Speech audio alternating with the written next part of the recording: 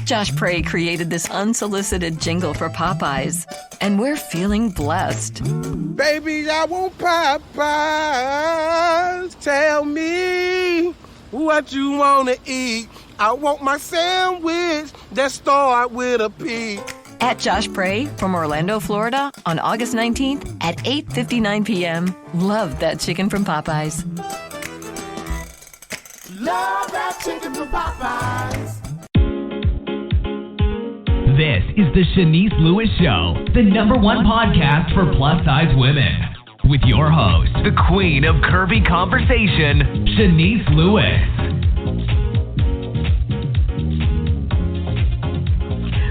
Welcome to the show. I'm your host, Shanice Lewis. Today is Monday, December 21st, 2020. Make sure you're following the show's social media pages on Facebook at The Shanice Lewis Show and on Instagram and Twitter at Shanice Show. And make sure you subscribe on Apple Podcasts, Google Podcasts, Spotify, and now on Amazon Music. Subscribe on your favorite podcasting app and never miss a show. Today we have a very special guest.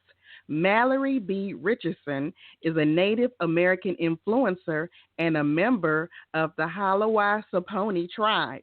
She is the CEO of the Platform Experience, a North Carolina-based fashion house that provides multiple services, including wardrobe styling and model coaching. She is the creator and producer of North Carolina's Plus Fashion Week entitled Crusade of Curves. Mallory is also the founder of Beaucoup, Raleigh's premier plus-size nonprofit support network for career development, wellness, and service. She is adding another notch to her belt, fashion designer, and recently launched the Nova Grace collection, a duster collection infused with her indigenous culture and the designs and color stories for everyone to enjoy. So we're so excited to hear about all she has going on. Let's welcome Mallory to the show. Hi. Hi. Good morning, Shanice. Thanks so much for having me. Well, thank you for taking the time out this morning. I know you have a very busy schedule, so thank you for being with us. And you have a lot going on. You keep launching new things. You are the queen of launches. Giggle. Oh, my goodness. Go ahead. So first, I want to start about, this is 2020. It was a very strange and rough year for all of us. How did the COVID-19 pandemic affect your business this year? So for me, Shanice, multiple effects to business. So let's start out. We will tell the people that I also am in retail management as my day-to-day job role outside of influencing and building my own businesses. So in that respect, never experienced a shutdown and a closing of my retail space that I've served over 10 years at this point. So that was new, to not physically be at work, still being supported by my company, but it gave me time to reassess and realign what in business, what in family, what spiritually all mattered to me, and to take a second and third look at all the things that I was invested in and really decide, are these things fruitful not only from a monetary space, but from holistic viewpoint? Like, am I being fulfilled by what I'm producing and putting into the universe? So for me, it challenged me in a new space to find new and more innovative ways to effectively still serve my community, still earn additional income, and make sure that I was being made whole by the things and the energy that I was putting into the projects and the development of my brands. This year was wild in the sense that I published my first book. I self-published at first as an ebook, and I had the time due to COVID with the doors of my retail location being closed. I was called on in a new light to be a full-time aunt, as my middle sister is a working traveling nurse. So I took time to go back to my hometown, serve in a different space as a full-time auntie. For weeks on end, I was there with her while daycares were closed, and at the same time, I cleaned up business and really put my time and energy into a project I started late 2019 in my book.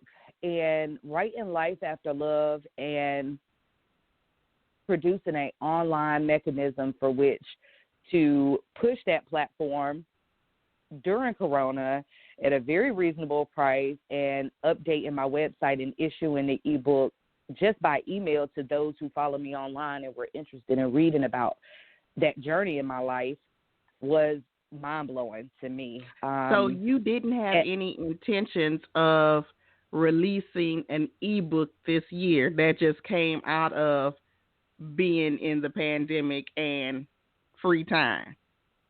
Correct. I started so for me, I just celebrated 2 years being single as an adult. This is my first time in my personal life that I've been alone. So as we all experience our different traumas and relationships that come to an end, there's a period thereafter that you take, or you should take, a lot of time to really reflect and break down just what you feel may have happened, what was going on in your mind and heart, what's going on presently versus what you've experienced in the past. And my coping mechanism to that was getting back to the core of my artistry, which started in writing several years ago. And it came upon me that I had notes from over the course of the 6 years I was in my last relationship in my iPhone. The notes section of my iPhone was full of pertinent details of ups, downs, highs, lows, emotional roller coasters that I had translated to writing. So I was talking to a friend, and I said, I think that I have a really good foundation that I never intended to turn into a book from my memoirs and experiences over the last several years. And it wasn't just that relationship, but even the one that preceded it, as well as some communicative issues I've had with people throughout my time building in the industry, relationships with family members. So this was really a culmination of just relationship development and growth, and places that I saw were areas for opportunity I decided to write about in my phone. And so it was the fall of last year. Yeah, it was the fall of last year, and I just said to myself, now you can harbor this, you can create this own, your own memoir and use it for self-reflection and let it be what it is, or you can really help change some people's lives by way of putting your life and experiences in writing in a tangible format for them to read, evaluate, weigh in on, and learn from. And so I decided that, my life alone isn't just for me. I feel like my overall purpose was to give back and help change people's lives. So if I had to put my experiences on the platform, that's what I did. Now, besides the book, one of your other popular projects is your fashion show, Crusade of Curves. And so you had to pivot that this year as well. Tell us about that. Absolutely. So typically annually we host Crusade of Curves here in North Carolina in April of each year. I started Crusade back in 2017, and so we're approaching our 5th year anniversary in 2021. And typically with the production, planning, pre-show, sponsorships, collaborative efforts, emails, all of those things start about a year prior to the actual production. So we were all set to go for 2020 in April until COVID-19 came on the scene. And so the timeline presented itself late February, early March.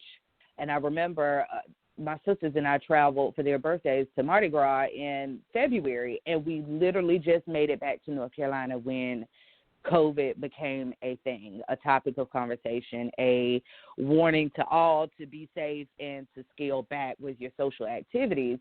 So I'm looking like, okay, in 6 to 8 weeks, I was supposed to put on North Carolina's largest plus and exclusive fashion event, which I had to then reroute. And that process was painful, to say the least. Painful in a space that I didn't want to change it. I was just so set that April was always our time because I strategically planned it that way so we wouldn't interfere with any other plus production or event in the overall plus size industry.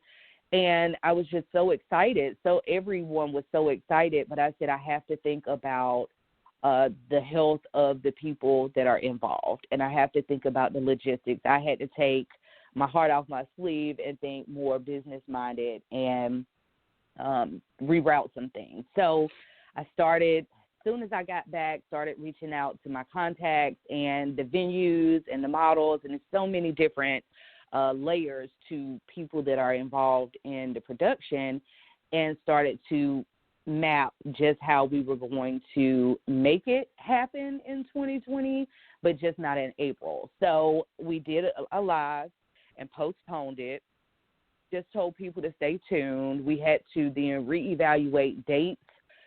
We had to think about, okay, in North Carolina, what's going on with the different stages of Corona. Not only with North Carolina, our affiliates are from all over the world, so we had to think about other states and how their governors were handling the shutdown and think about all those things. So we arrived at a date in July, and what I decided was we'll move forward. For those that are not comfortable, completely understand. If you don't want to travel, don't want to risk it, completely fine. For those that had been quarantining successfully or could drive by car versus flying, they made it happen. We all chipped in and made things work. Who had to travel to the come models, to the show? Okay. The models, and typically our guests come from at least 8 different states up and down the East Coast. We've had some West Coast travelers as well. And then but I mean, after it turned virtually, or you still was having a in-person event at this point? I did both. So what I did was for local photographers, local models, my family, for those that had already purchased tickets to physically attend versus the virtual. Virtual was added as a feature because of Corona. This was the very first year we've ever done anything virtual. And I think that that's a positive takeaway from the coronavirus experience, because nobody ever thought, well, why don't I just open up my show or event and make it virtual? We're missing an entire demographic of people that would love to be there, but that physically can't. So let's make it available to them as well. So the photographer still traveled, videographer still traveled, people from within the state of North Carolina still traveled, and a few of the models came from out of state.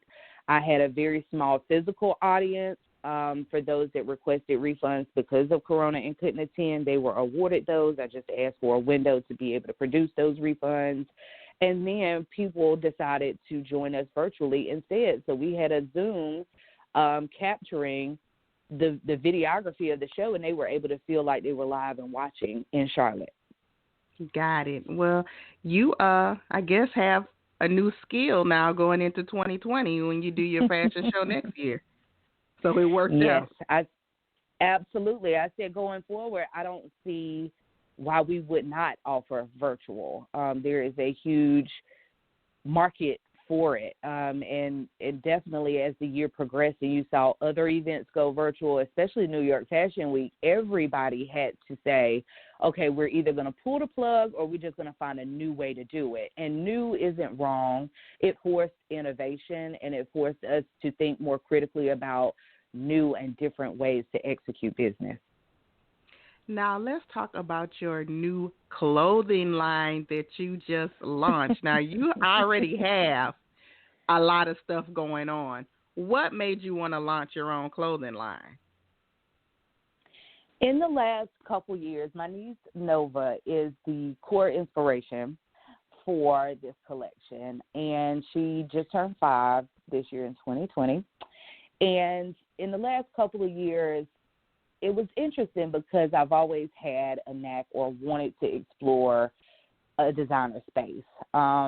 Because my schedule and workload is so rigorous, I did have to partner with the local seamstress to help create physically what my design ideas were, infuse the elements of Indigenous colorscapes and stories within the clothing, and really just brainstorm about it. So this has been a couple years in the making mentally, and I never really spoke about that passion because in some respects, to everyone that's in a line of influence, we have to cultivate our own ideas before we get to sharing them, I feel, because we want to feel whole in what we're doing. And people like me, I come up with great things all the time, but that doesn't mean I'm going to invest the time, effort, and the money into developing new projects. So I really want to have a good foundation and feel led to do so. And so over that course of time, I had a couple people actually reach out to me, a photographer that's from my tribe. He said, I really feel like you need to design a collection. And I said to myself in the back of my head, I said, I never mentioned this idea to anybody, really. I think I had mentioned it maybe to my assistant once upon a time.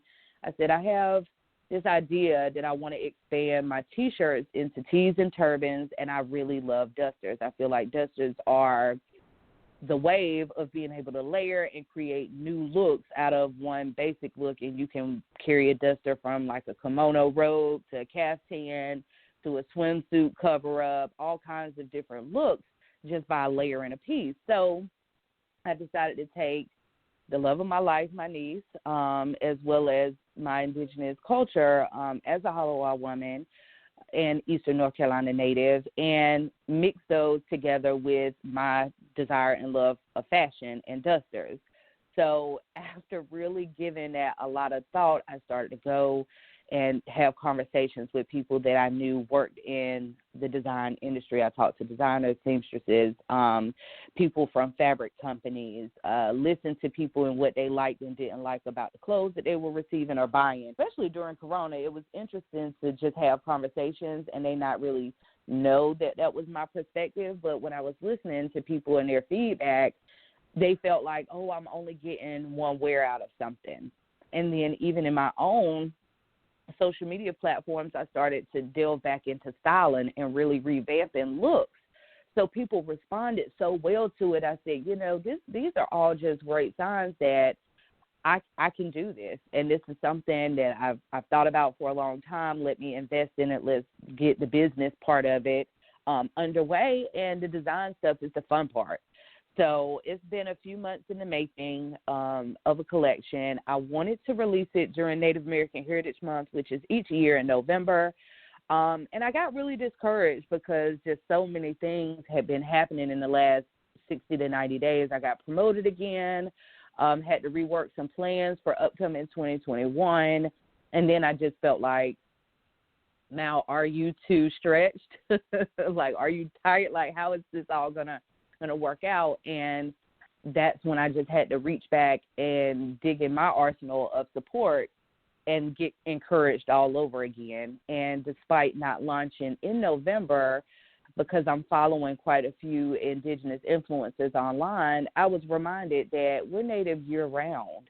You don't have to cram everything into November. And it's not a failure if you don't launch something or announce something that's Native American-based in November. We got all 365 to really enhance and develop branding, marketing, projects, designships, new businesses. So I said, I'm going to get out of my own way and let this thing flow. And I have the product. Let me market it. We had the images. I was able to capture those in November. And I just released it. Now, what is the price point of your clothing? So with this collection, we had Nova's duster at $55, and we range upward to $95 in dusters. Now, originally, I actually was going to have the price point between $85 and $150 because I was planning on a more high-end clientele. However, Corona also had its effects on my outlook of the brand and really making it slightly more affordable and inclusive for budget purposes for the people that really want to invest and have a piece of this collection. So in the future, potentially some different grades of fabrics, more intricate designs may be on the luxe end of our brand, but we will always offer something between the $55 to $85 on average range for dusters. In comparison to some other indie designers I've seen are between $150 and $300 for a caftan or duster. And where can this collection be purchased? Collection can be purchased at www.malloryb.com. It has its own title, the Nova Grace Collection, as a drop-down menu option on my website. At some point, it will probably be relocated to the Platform Experience, which is the fashion house umbrella it resides up under. However, in the interim, I left it under MalloryB.com. You can purchase there. We also accept emails at BookMalloryB and DMs. We will be responding to those also. To be able to process orders, we will navigate you to the site. Our customer service team will navigate you to the site so that you're seeing pictures. We're answering all the questions that you may have about measurement, sizing, and things like that. And what's the size range? To the website. The size range goes from small up to 3X. We actually produce two different sizes because our dusters are a semi-one-size-fits-all. So the average range between those two sizes is either a 1 or a 2. But we cater to sizes small up to 3X. So you launched the ebook this year. You launched the clothing line this year. And then you just had one more announcement that you are going to have a weekly radio segment called Moments with Mal. Now tell me about that. Moments with Mal has been a part of the Platform Experience brand for about 3 years. It actually started as a conversation between myself and close friends that I developed within the industry that I felt weren't getting enough recognition or visibility. So I started with a dear friend of mine that's an indie designer here in North Carolina, and we recorded it. People's response was amazing. How it went on, the actual origins of the brand and the interview segment faded as my time got more consumed in other spaces. And it wasn't something that I really was ever wanted to see let go. It was just a resurgence to say, okay, Moments with Mal is a thing, and I should completely make it a reoccurring one. So recently, I was referred to WDRB and afforded the opportunity to come in and interview with producers and be awarded my own segment that airs every Friday at 9:15 a.m. And I'm in the works of getting my content and interviews together for that segment, and I decided to name it Moments with Mal, and we would discuss all things fashion and beauty inclusion. So that's the realm of Moments with Mal. The origins are still the very same. I just have a larger platform for which to discuss all things fashion and beauty inclusion with my supporters. Now, for those of us that don't live in North Carolina, can we listen to your segment online? Oh, absolutely, absolutely, Shanice. There are plenty of ways you can download apps, and it's available. And it's going to be available on YouTube as well through WDRB's media outsource. You can follow WDRB on Instagram as well with all the handles for which you can sign in, download apps, and tune in to us. I would love to have you and your guests tune in to my radio show every Friday at 9:15. This is a new way for me, and it's interesting as we started this conversation talking about my ebook. This is just a quick point that everything that may not turn out the way we expect it to or want it to doesn't mean that it doesn't have an importance or value, because my ex-partner was actually in the music and media space, and after us being together for a while, he said to me, he said, Mal, you need to be on the radio. You got a radio voice. And I said, what? Like, I never quite thought about it. And here we are years later. He and I are still cordial. And I'm now getting the opportunity for a radio segment for 15 minutes, and my mind is just blown. I'm like, what else phenomenal can happen to me in 2020 despite all the things that have been so traumatic and hurtful throughout the year? It's like, it's unreal, Shanice, sincerely. Now, briefly, tell me, who are you looking to collaborate with in 2021? Good question. Really good question. So I plan, based on my prior conversation, for us to continue in some collaborative efforts. I do want to reach back out to some of my other plus-size fashion event producers. Myself and Marie Danae have a really great relationship. I would like to see us partner in some ways in 2021. Fellow indie designers, Ashante Hubbard, owner of Christian Omishan, and myself are really great friends, so I would like to see us in some space for 21. Looking forward to developing further relationships within my modeling space, as I'm currently signed to Intro, which is an agency right here in North Carolina. So wanting to further develop that relationship, coaching, guidance, development. And so those are a few off the top of my head that I'm planning to work with, as well as a slew of fellow models and influencers that we've been just kind of uplifting each other back and forth in social media space. But once things kind of clear up some and it's a good atmosphere for travel, definitely some more collaborative shoots and campaigns with brands. We're excited. Now, before you go, tell us your official websites and social media pages. Absolutely. My personal modeling page, and where you can find my portfolio and body of work, is www.malloryb.com. You can also follow me on Instagram, Facebook, Twitter, all at Mal the Model, M-A-L the Model. If you want to follow our business pages, they are at the platform EXP on Instagram and Experience on Facebook. And our website for Crusade of Curves is www.thecrusadeofcurves.com. You also can follow us on social media handles at Crusade of Curves.